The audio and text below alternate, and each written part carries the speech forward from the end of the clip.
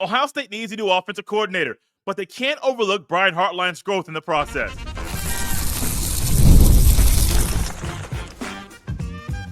You are Locked On Buckeyes, your daily podcast on the Ohio State Buckeyes. Part of the Locked On Podcast Network, your team every day. Welcome in, Buckeye fans, to your Tuesday edition of Locked On Buckeyes, which is your daily Ohio State podcast, part of the Locked On Podcast Network, your team every day. I am your host, Jay Stevens, also the host of the Jay Stevens Podcast, and today's episode is brought to you by Game Time. Download the Game Time app, create an account, and use code LOCKEDONCollege for $20 off your first purchase. During today's show, we'll discuss why Ryan Day wasn't surprised Chip Kelly went back to the NFL, as well as the type of coach Ryan Day should pursue to be the next OC in Columbus. But first, Ohio State needs a new offensive coordinator, but they can't overlook Brian Hartline's growth in the process. And I worded it that way on purpose because I think the next OC at Ohio State is going to be directly intertwined with Brian Hartline, and those two can work together to not only lead Ohio State's offense to 2025, but the new OC can help Brian Hartline grow and help Brian Hartline further his coaching career, because Brian Hartline has aspirations to not only be a receivers coach at Ohio State or a co-OC at Ohio State, he wants to be a head coach one day. He has interviewed at various spots along the way, interviewed for the Cincy job, interviewed for the West Virginia job this offseason. Ryan Day is working to grow and working to pursue different things in his coaching career, and I believe he can grow this year at Ohio State with whoever the next offensive coordinator is at Columbus. And that is one thing I think Ryan Day must take into account, that whoever the next offensive coordinator is, they must be able to work with Brian Hartline. Brian Hartline has been the OC or co-OC since 2023. Had the OC tag by himself in 2023. He was a co-OC this year in 2024 with Chip Kelly. And I think moving forward, you're going to see either OC or co-OC next to Brian Hartline's name. He has earned that. It's not just in title only. He has earned not only the financial benefit of that title, but also the responsibility of being the OC or co-OC. And I believe the players on Ohio State's team respond to Brian Hartline in a big way. There's a reason why Jeremiah Smith in the playoff looked at Brian Hartline and said, push me. I want to be coached hard. I want to be one of the greats. I need your help. And I think Jeremiah Smith in his maturity realized this is a moment right now in his young career that he can make a bigger name for himself. He had a massive name when he was coming out of high school, and he has a really massive name now after his freshman campaign in Columbus, Ohio. But he has at least 2 more years to play college football, and he can make a bigger name for himself. He already broke Ohio State freshman receiving records and Big Ten receiving records as well. My guess, just basically my gut feeling, is that moving forward, Jeremiah Smith is going to break more records. He's going to be a consensus All-American. He is going to be one of those guys that at some point is going to win a Biletnikoff Award. He is that kind of player. He is that kind of receiver.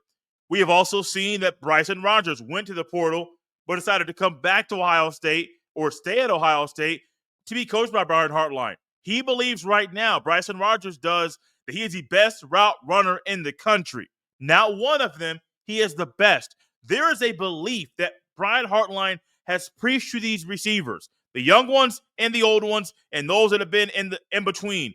He has helped every receiver at Ohio State become a better player.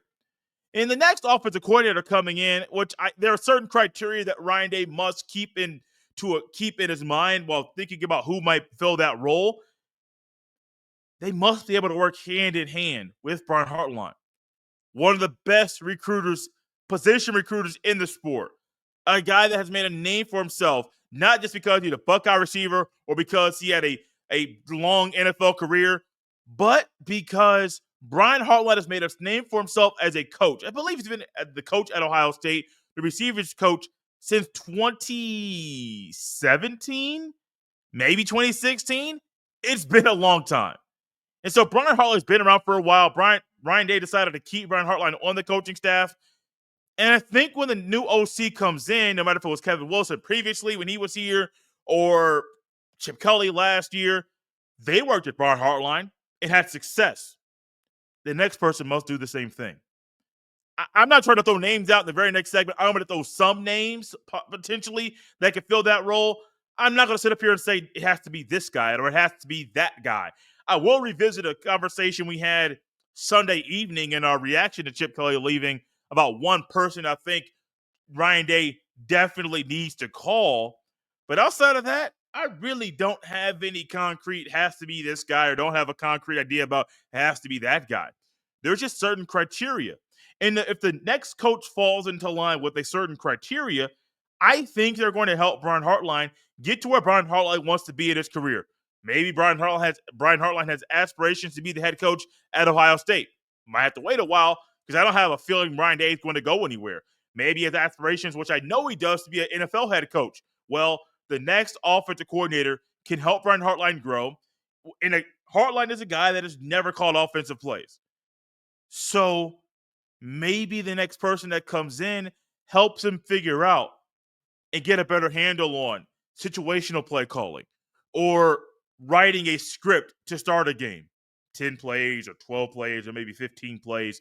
They can help Brian Hartline with the day-to-day operations about the film study to not just work with your own position group, but overall figuring out what works best with that offense moving forward.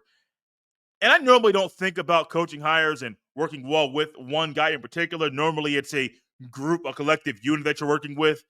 But this next hire is very, very important because maybe the next hire is only here for 1 year, just like Chip Kelly. And then after that, it's, Brian Hartline's the OC calling plays.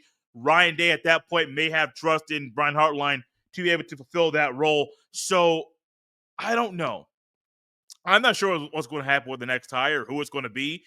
I just know that it can help Brian Hartline develop as a coach.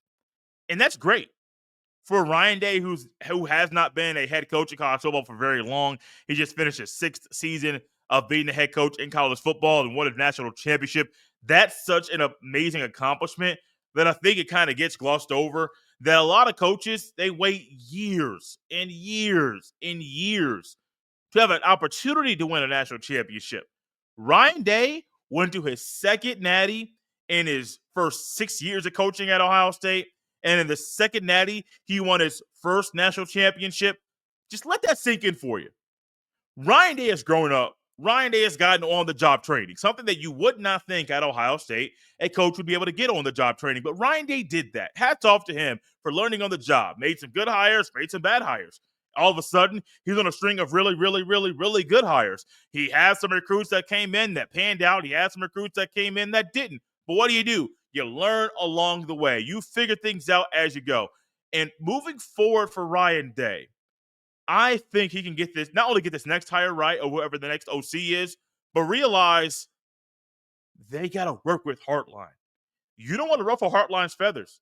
That could really mess up the receiver recruiting, or that could push Brian Hartline up out of Ohio State and go get another job really, really quickly. There are jobs all over the country Brian Hartline could probably get. Trust me. He's interviewed for jobs. All of a sudden, he's staying at Ohio State. I don't know what happens in those meetings. I have no idea why he is not taking a job here or why school is taking someone else, another candidate, to fill that role of being the head coach there. I have no idea. But I do know if things go wrong with this next hire, that could be the one thing that pushes Brian Hartline up out of Ohio State. And if you want to see a position room lose a lot of guys really, really quickly, think about what would happen if Brian Hartline left and how many receivers would follow him wherever he goes. I'll leave that thought there for you as another reason why the OC hire must work hand in hand with Brian Hartline, and that person will help Brian Hartline grow as a coach. As that person will help Brian Hartline grow as a coach, there are certain things Ryan Day should look for in a candidate that will be the next OC at Ohio State. We'll talk about those things next. This episode is brought to you by Game Time. Looking for tickets to your next big event? Whether it's a concert, a comedy show, or a sports game, finding the right ticket at the right price can be a headache.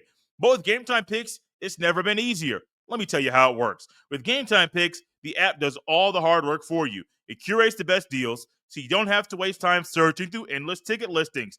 I've been using Game Time Picks for a while now, And here's why I love it. The curated deals make it super simple to find great tickets at a great price. I recently grabbed the super deal for a prime seat, and I couldn't believe the value.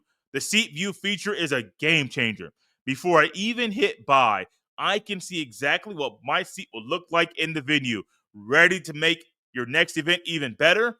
Download the Game Time app, create an account, and use code LOCKEDONCollege for $20 off your first purchase. Terms apply again. That's code LOCKEDONCollege for $20 off. Download Game Time today. Last minute tickets, lowest price guaranteed.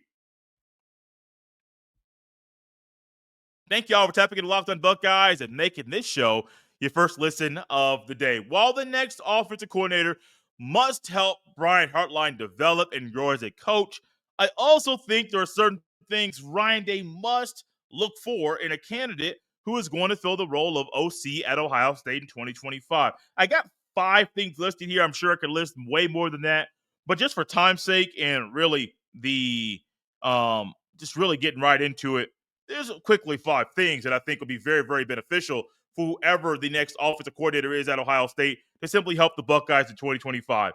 I think the next OC candidate or next OC in general should have head coaching experience, maybe at the NFL level or maybe at the Power 4 level, maybe at the G5 level. I don't care the level, but those are the 3 levels I believe the next offensive coordinator must have head coaching experience in. Maybe even the FCS. I won't even go down there.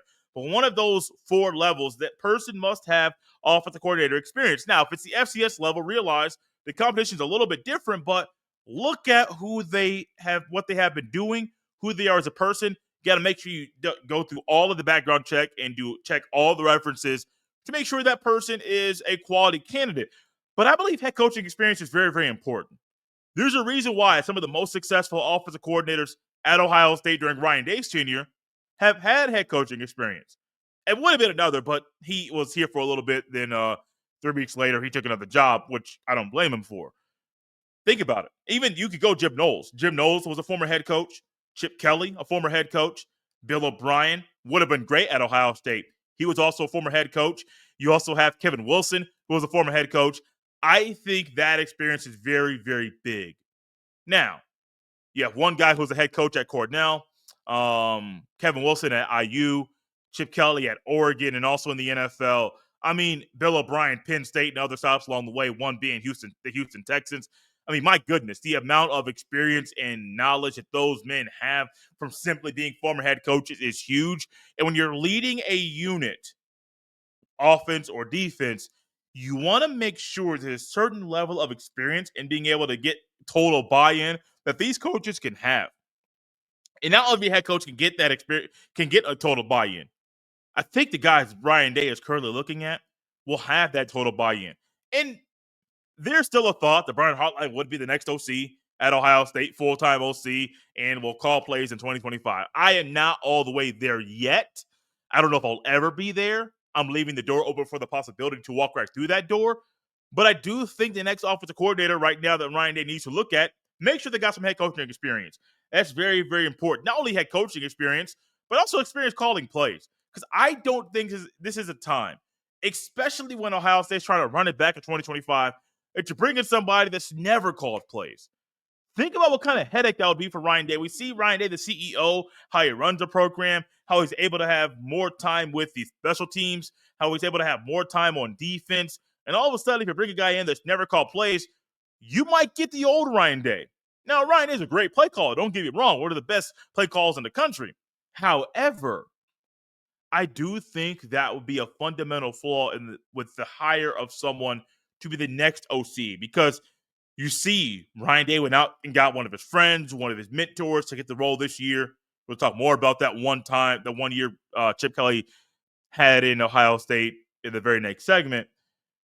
But I do think that experience calling plays is very, very important. And it would almost be a bad hire if the guy hadn't called plays before. I'm able to go that far and make that big statement because if he hasn't called plays, you're basically saying you're coming in to run the offense, but it's Ryan Day calling the shots. I don't think that'll be the best move for Ohio State moving forward, and not the best move for Ryan Day moving forward either. they got to have a track record of success. Now, if you're getting this far into the candidacy and the opportunity to be Ohio State's next offensive coordinator, you would think that after the first set of interviews, they're going to weed out the ones that, your success is not what we're looking for. Your track record is not what we're looking for. No, we want someone with a track record of success. And they can be someone that's been at one or two schools. I'm not saying they have to be at 3 or 4 or 5 schools to have a track record of success, but you can look along the way from where they have been based off of things you've seen, the film you've watched, the stats you've looked at, the people you've talked to see if that person has had a track record of success along the way while being a coach in college football or in the NFL. Not only that, but I'm leaving the last part last on purpose. Be able to coach the quarterback or the offensive line.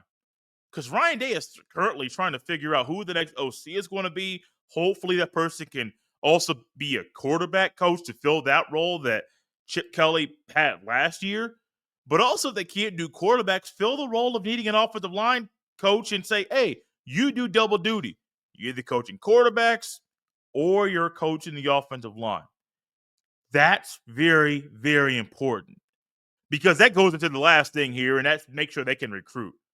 Now, I can make this list longer, but we all know Ohio State's recruiting right now is so highly needed at every position. If you want to sustain the level that Ohio State's currently at, to be a team that everybody believes is going to be in the playoff, but not only be in the playoff, is going to be a contender to win the national championship, you must make sure whoever that next person is can recruit. And not just recruit the quarterback or the position room that they also coach or lead, but every position. Go in homes, go around the country, and be the kind of recruiter that's personable, be able to build relationships like Carlos Loughlin. Trust me, that man, I've talked to a man that covers recruiting, and they talk about how great Carlos Loughlin is at building relationships with these young high school players. It's amazing. It's a big reason why Ohio State got the flip of Turbo Rogers on signing day when Turbo Rogers was committed to Alabama. I think he may have decommitted before signing day. Anyways, he ended up committing to Ohio State on signing day, and that was in a large part because of who Carlos Loughlin is and the way he's able to build relationships with these young men. What's your list about the type of coach that Ryan Day should consider bringing into the next OC at Ohio State? Yours might be longer, yours might be shorter. Just let me know. One thing that was very short was Chip Kelly's tenure in Columbus, Ohio, which didn't surprise Ryan Day. I'll tell you why next.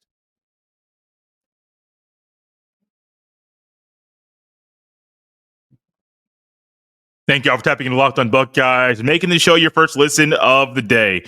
So Ryan Day was recently on Joel Klatt's podcast, and Joel Klatt and Ryan Day ended up recording right when the news broke that Chip Kelly was leaving Ohio State to go back to the NFL to be the offensive coordinator of the Las Vegas Raiders. And so not only is Joel Klatt having an opportunity to talk to the coach who won the national championship, he's also getting real life and raw emotions from Ryan Day about Ryan Day's friend and mentor no longer being on the coaching staff in Columbus, Ohio. And Ryan Day talked about various things about enforcement that needs to happen in collegiate athletics, talked about NIL, and talked about the importance of the players at Ohio State understanding the story and being able to tell their own story at the end of the day. But he also touched on Chip Kelly leaving. And one thing that stuck out to me during this conversation, there was a lot of things that stuck out, but one of them was Ryan Day talking about Chip Kelly leaving and that he wasn't surprised that Chip Kelly was only at Ohio State for 1 year. It was a conversation that they had. And even if you take away their friendship and Chip Kelly being Ryan Day's former coach and then even coaching together, it makes a lot of sense that Chip Kelly, being the coach that he is, was only in Columbus, Ohio for 1 year. Think about all the years that any great year in college football, those teams that win a national championship are probably not going to have one of the two coordinators from the national championship winning season. Nick Saban, look at Dabo Swinney, or you can look at any coach along the way, even at Michigan. I know people don't like Michigan. I can't stand Michigan. But even the Wolverines, they were without coordinator. It happens. So I'm not surprised Chip Kelly left. I think it's a great opportunity for him to go back to the NFL to coach, and also, got a massive payday. He's making $6 million a year being the offensive coordinator of the Raiders. He doesn't have to recruit. He gets more family time. I mean, a lot of things are going right for him right now.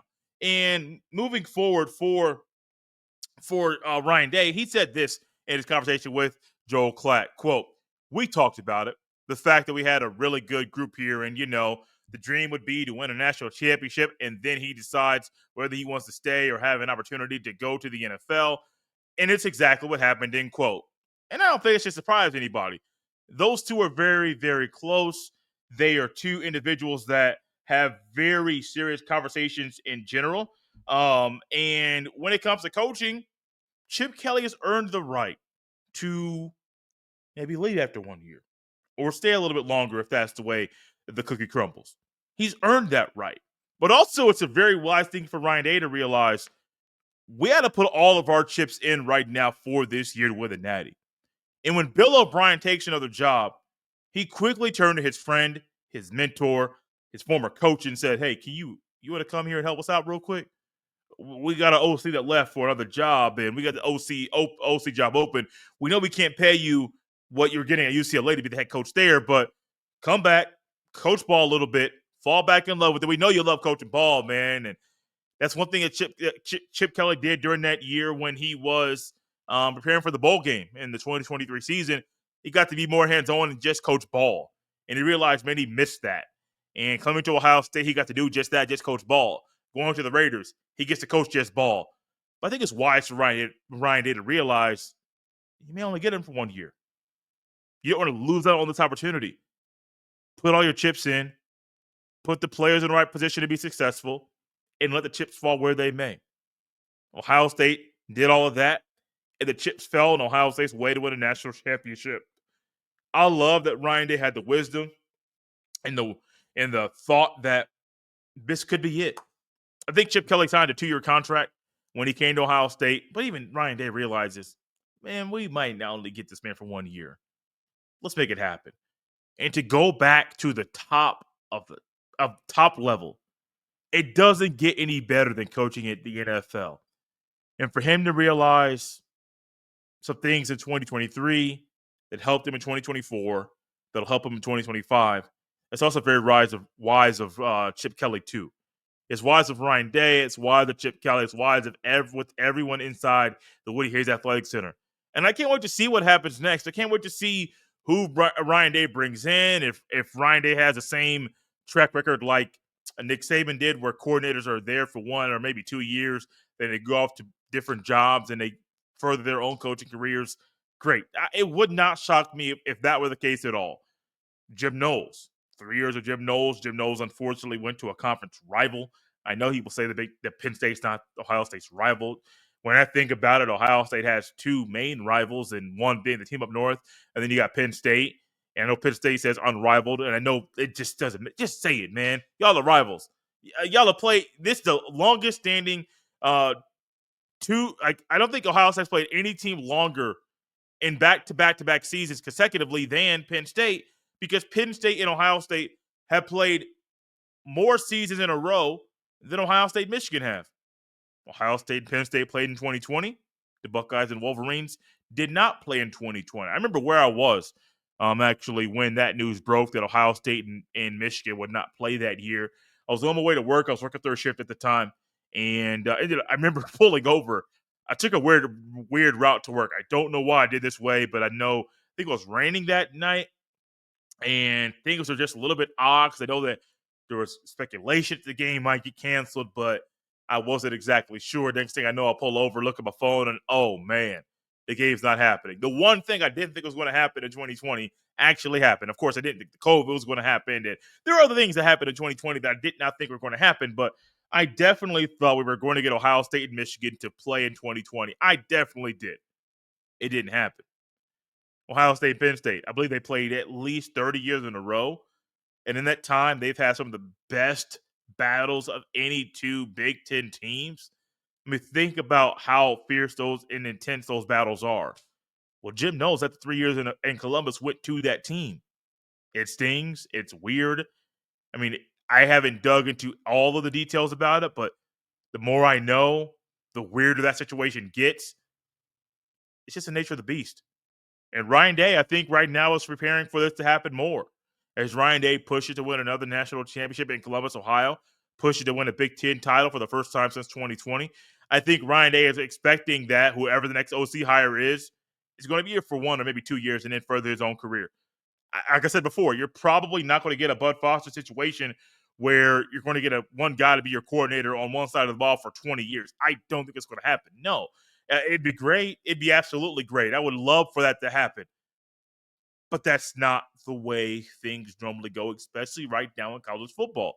Now, Ohio State has the resources. Ohio State has the financial benefit to be able to pay coaches a salary that you probably won't get anywhere else in college football. However, I can't say anywhere else because Ohio State, I don't believe, matched Jim Knowles. I mean, Penn State's offer to Jim Knowles. So there are schools out there that have a lot of money to dump at you. But resources, being able to wear that block go, being able to coach in the shoe, there are so many benefits that Ohio State has that other teams can't provide. So moving forward for Ryan Day, expect this. No matter if it's a friend, no matter if it's someone that is new to you, no matter who it is, expect the coordinator to be here for 1 or maybe 2 years and then go on about their merry way to further their own career. It's not a diss to Ohio State if a coach is only here for 1 or 2 years. No. It actually says they came in, they did their job, they were very successful, and they found another job somewhere else. That's the nature of college football. That's the nature of coaching. It's very, very weird, but that's the world in which we live in. Thank you all for tapping in Locked On Buckeyes here on this Tuesday. You can follow me on any social media platform at jstevens07. Send any email to jstevens317@gmail.com. We're going to get into some more position, not previews, but more looking ahead to some players that will be taking bigger roles in 2025, as well as some guys that are backups that will step up in 2025 as well. If there's no news breaking, we'll do that Wednesday, Thursday, Friday. If there's more news coming out, we got to touch on that right here on Locked On Buckeyes.